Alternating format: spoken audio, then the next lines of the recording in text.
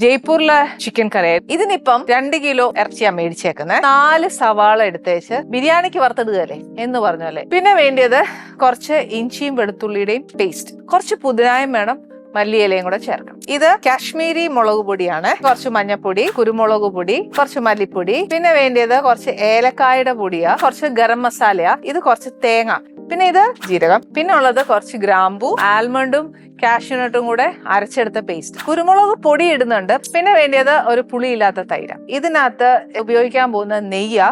പിന്നെ വേണ്ടിയത് പശുമ്പാൽ. ഞാൻ ഫസ്റ്റ് ഇതിനെ ഒന്ന് മാരിനേറ്റ് ചെയ്യട്ടെ.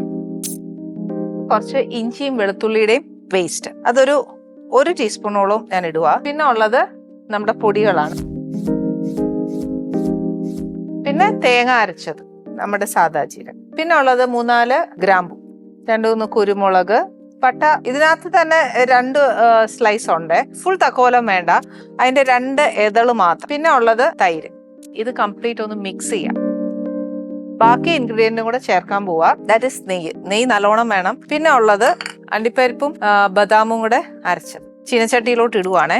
ഇതിനകത്തോട്ട് ഒരു ഇച്ചിരി ഉപ്പ്, കുറച്ച് പുതിന ഇലയും മല്ലിയിലയും, പാലും കൂടെ ഒഴിച്ചിട്ട് അടുപ്പിൽ വെക്കാൻ പോവാ. ഇത്രയേ ഉള്ളൂ നമ്മുടെ ചിക്കൻ കറി എന്ന് പറഞ്ഞാൽ നമ്മൾ ആരെങ്കിലും വിശ്വസിക്കുമോ?